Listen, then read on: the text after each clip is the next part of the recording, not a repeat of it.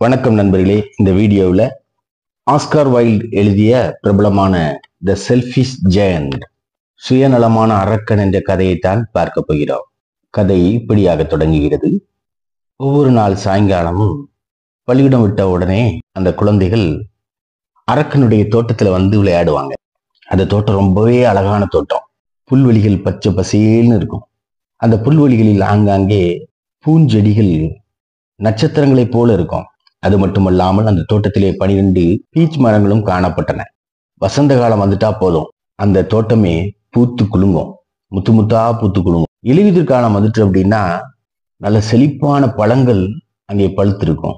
அந்த மரங்களில் பறவைகள் உட்கார்ந்து இனிமையான பாடல்களை பாடும். விளையாடி கொண்டிருக்கிற குழந்தைகள் நிறுத்திட்டு அந்த பாட்டை கேட்பாங்க. என்ன சந்தோஷமா இருக்குது இந்த மரங்கள்லாம் அப்படின்னு சொல்லி அந்த குழந்தைகள் சத்தம் போடுவாங்க. ஒரு நாள் அந்த அரக்கன் திரும்பி வந்துட்டான். இவ்வளவு நாள் அந்த அரக்கனுடைய நண்பன் கானிஷ் அப்படிங்கிற ஒரு அரக்கனை பார்க்கறதுக்கு போய் அங்க தங்கி இருந்து 7 வருஷமா இருந்துட்டான். இனி பேசுறதுக்கு ஒன்றும் இல்லை. ஸோ தன்னுடைய சொந்த அரண்மனைக்கு திரும்பி விட்டான் அரக்கன். அவன் திரும்பி வந்த பொழுது தோட்டத்திலே பிள்ளைகள் விளையாடுவதை பார்த்தான்.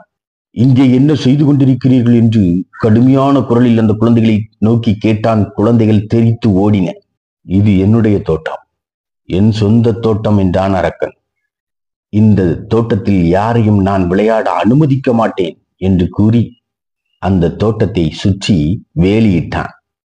அதில் ஒரு நோட்டீஸ் போர்டும் வைத்தான். இந்த வழியாக பயணம் செய்பவர்கள், இதற்குள் நுழைபவர்கள் தண்டிக்கப்படுவார்கள் என்று நோட்டீஸ் போர்டு வைத்தான். அவன் சுயநலமான அரக்கன் தான்.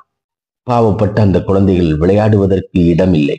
சாலையில் விளையாடுவதற்கு முயற்சி செய்தார்கள். ஆனால் சாலை புழுதியோடும் கற்களோடும் இருந்தபடியினால் அது அவர்களுக்கு பிடிக்கவில்லை. அந்த தோட்டத்தினுடைய உயரமான சுவர்களுக்கு பின்புறம் அவர்கள் சுற்றி சுற்றி வந்தார்கள். அழகான அந்த தோட்டத்தை குறித்து பேசினார்கள். நாம் அந்த தோட்டத்துக்குள்ள எவ்வளவு சந்தோஷமா இருந்தோம் அப்படின்னு சொல்லி ஒருத்தருக்கு ஒருத்தர் பேசிக்கொண்டார்கள். வசந்த காலம் வந்தது. அந்த நாட்டில் அரக்கனுடைய தோட்டத்தை தவிர வேறு எல்லா தோட்டங்களும் பூத்து குலுங்கின. பாடும் பறவைகள் வந்து பாடின. ஆனால் இந்த அரக்கனுடைய தோட்டத்தில் மட்டும் வசந்த காலம் வரவில்லை, குளிர்காலம்தான் இருந்தது. அந்த தோட்டத்திற்கு பறவைகள் வந்து பாட்டு பாடவில்லை. ஏன்னா அங்கு விளையாடுவதற்கு குழந்தைகள் அனுமதிக்கப்படவில்லை. எனவே அங்கிருந்த மரங்களும் பூத்து குலுங்க மறந்து விட்டன. ஒரு நாள் ஒரு பூஞ்செடியிலிருந்து ஒரு பூ மெல்ல வெளியே வந்தது. அதுவும் அந்த நோட்டீஸ் போர்டை பார்த்த உடனே குழந்தைகள் யாரும் வரக்கூடாது, இதன் வழியாக யாரும் கடந்து போகக்கூடாது என்ற அந்த நோட்டீஸ் போர்டை பார்த்தவுடனே மீண்டும் அது சுருங்கி பூத்து குலுங்க வேண்டிய பூவும் காணாமல் போய்விட்டது. அந்த இடத்துல, அந்த தோட்டத்துல ரொம்ப சந்தோஷமா இருந்தது யார் அப்படின்னா பனிதான். இந்த தோட்டத்தை வசந்த காலம் மறந்து விட்டது என்று அந்த பனி வருடம் முழுவதும் நாம் இந்த தோட்டத்தில் ஆக்கிரமித்துக் கொள்ளலாம் என்று பனி சத்தமிட்டது. அந்த தோட்டத்தில் இருந்த எல்லாவற்றையும், புல்வெளிகளையும் வெள்ளை பனியானது மூடிவிட்டது. அவைகள் வடக்கிலிருந்து வருகின்ற காற்றை அழைத்தன. இப்படி அந்த தோட்டமானது பனி மூடி போய் பூத்து குலுங்காமல், பாடும் பறவைகள் வராமல் கைவிடப்பட்ட ஒரு தோட்டத்தை போல ஆகிவிட்டது. பனிக்கோ இதுதான் நல்ல மகிழ்ச்சியான இடம், this is a delightful spot அப்படின்னு சொல்லி அந்த இடத்தை பிடித்து கொண்டது. அரக்கன் குழம்பி போனான். ஏன் என்னுடைய தோட்டத்தில் மட்டும் வசந்த காலம் வரவில்லை என்று ரொம்பவே குழம்பி போனான். தன்னுடைய வீட்டினுடைய ஜன்னல் ஓரத்தில் இருந்து கொண்டு வெளியில் இருக்கிற தோட்டத்தில் உள்ள பனியை பார்ப்பான். சரி, என்றாவது ஒரு நாள் இந்த கிளைமேட் மாறும், வெதர் மாறும் என்று அவன் காத்திருந்தான். ஆனால் வசந்த காலமோ அவன் தோட்டத்தில் வரவில்லை. கோடை காலமும் அவனுடைய தோட்டத்தில் வரவில்லை. மற்ற எல்லா தோட்டங்களிலும் இலையுதிர் காலமானது தங்க நிற கனிகளை கொண்டு வந்த பொழுது அவனுடைய தோட்டம் மட்டும் வெள்ளையாகவே காணப்பட்டது. அந்த தோட்டம் கூட சொன்னது இந்த அரக்கன் ஒரு சுயநலவாதி என்று. ஒரு நாள் காலையிலே அவன் தன் படுக்கையிலே முழித்திருந்தான். அப்பொழுது ஒரு அருமையான இசை சத்தத்தை அவன் கேட்டான். அது ரொம்பவே இனிமையா இருந்தது. ராஜாவினுடைய இசைக்கலைஞர்கள் தன்னுடைய வீட்டிற்கு அந்த புறம் செல்வார்கள் என்று அவன் முதலில் நினைத்தான். அதுக்கு பிறகுதான் அவனுக்கு தெரிய வந்தது, ஒரு சின்ன பாடும் பறவை தன்னுடைய தோட்டத்திலிருந்து பாடியது என்று அவனுக்கு தெரிய வந்தது. அவ்வளவுதான். அவனுக்கு சந்தோஷம் தாங்க முடியல. மறுபடியும் தன் தோட்டத்துக்கு வசந்த காலம் வந்துட்டு அப்படின்னு சொல்லி நினைச்சான். படுத்திருந்த படுக்கையிலிருந்து துள்ளி குதிச்சான். வெளியே பார்த்தான். அவன் என்ன பார்த்தான்னா ரொம்ப அற்புதமான ஒரு காட்சியை கண்டான். அவனுடைய தோட்டத்தை சுற்றி இருந்த கோட்டையில் இருந்த ஒரு ஓட்டை வழியாக குழந்தைகள் அந்த தோட்டத்திற்குள் நுழைந்திருந்தார்கள். அவர்களாலும் தோட்டத்திற்குள் வந்து விளையாடாமல் இருக்க முடியவில்லை. அவர்கள் அவனுடைய தோட்டத்தில் உள்ள மரங்களில் உள்ள கிளைகளில் ஏறி அமர்ந்திருந்தார்கள். ஒவ்வொரு மரத்திலும் ஒரு சின்ன குழந்தை இருப்பதை அரக்கன் பார்த்தான். அந்த மரங்களும் குழந்தைகளை தங்களுடைய கிளைகளிலே வைத்திருப்பதற்கு அவ்வளவு சந்தோஷப்பட்டு பூத்து குலுங்கியது.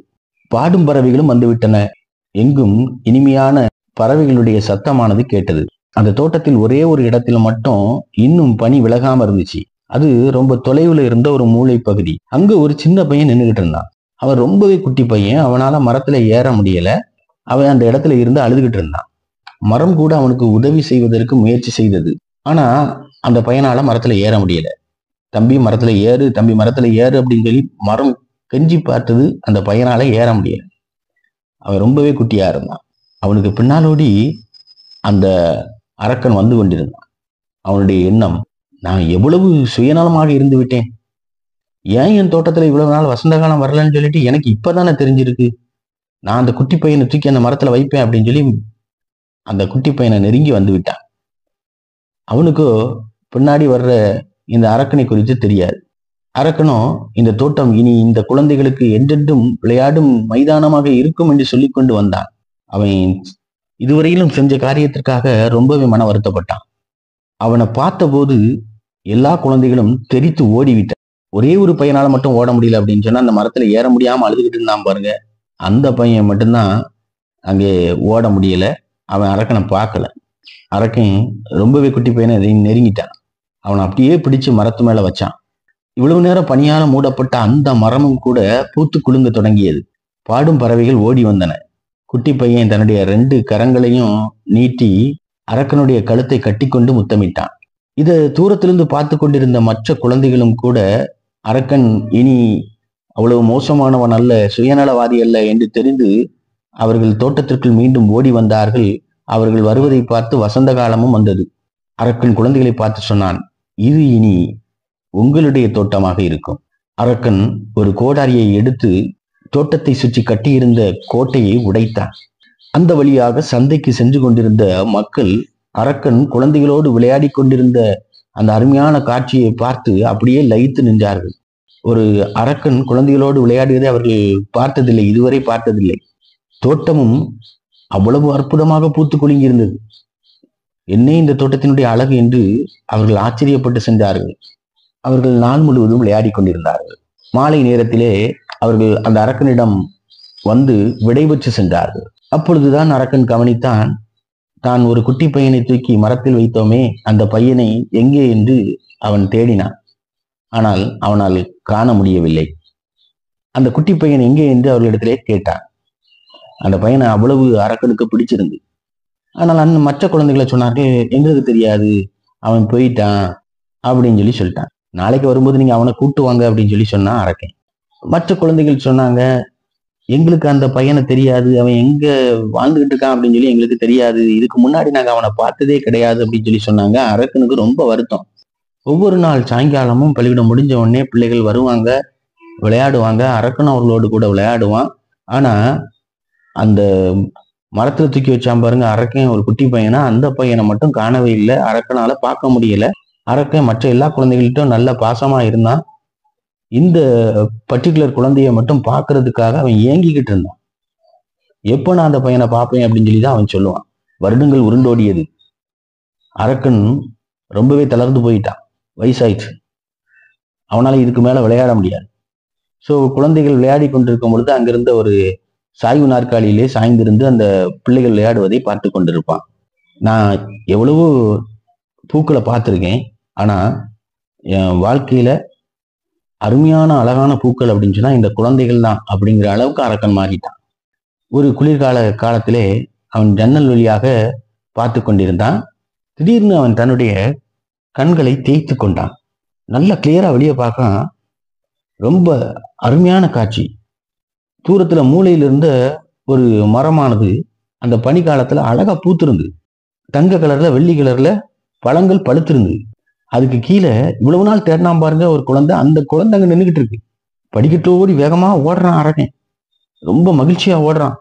தோட்டத்துக்கு வந்துட்டான், புல்வெளியை தாண்டிட்டான், குழந்தைக்கு பக்கத்துல வந்தான். குழந்தைக்கு பக்கத்துல வருகின்ற பொழுது அரக்கனுடைய முகம் கோபமானது. ஏன்னா அந்த குழந்தையின் சரீரத்திலே காயங்கள் இருந்தது. எப்படி இந்த குழந்தையினுடைய கரத்திலே ஆணிகள் பாய்ந்திருந்தது, அதனுடைய கால்களிலே ஆணிகள் பாய்ந்திருந்தது அப்படின்னு சொல்லிட்டு அரக்கனுக்கு பயங்கரமான கோபம். யார் உன்னை காயப்படுத்தியது என்று அரக்கன் கேட்டான். சொல்லு, யார் உன்னை காயப்படுத்தினதுன்னு சொல்லி நான் அவங்களை என் வாளால வெட்டி கொன்னுறேன் அப்படின்னா அரக்கன். இல்ல, இது என்னுடைய அன்பின் காயங்கள் அப்படின்னு சொல்லி அந்த குழந்தை சொல்லிச்சு. நீ யாரு அப்படின்னு சொல்லி அரக்கன் கேட்டான். அவன் மேல ஒரு பயங்கரம் பிடித்திருந்தது. இந்த குழந்தை யாரா இருக்கும்? அந்த குழந்தைக்கு முன்னாடி முழங்கால் படியிட்டான். குழந்தை அரக்கனை பார்த்து சிரிச்சது. நீ ஒரு நாள் என்னை இந்த தோட்டத்திலே விளையாடுவதற்கு அனுமதித்தாய். இனி இன்னையிலிருந்து நீ என் தோட்டத்துல வந்து, பரலோகத்துல நான் வைத்திருக்க தோட்டத்துல வந்து நீ விளையாடு அப்படின்னு சொல்லி அழைச்சது அந்த குழந்தை. அந்த நாள் சாயங்காலத்திலே மற்ற குழந்தைகள் விளையாடுவதற்கு தோட்டத்துக்கு வருகிறார்கள். வருகின்ற பொழுது அந்த தோட்டத்திலே மரத்துக்கு கீழே அரக்கன் விழுந்து கிடப்பதை பார்க்கிறார்கள். அவன் மரித்து போயிருந்தான். அவனை மேலிருந்து மரத்திலிருந்து விழுந்த பூக்கள் மூடி இருந்தன. இப்படி சுயநலக்கார அரக்கன் என்ற கதையானது முடிவு பெறுகிறது. நன்றி.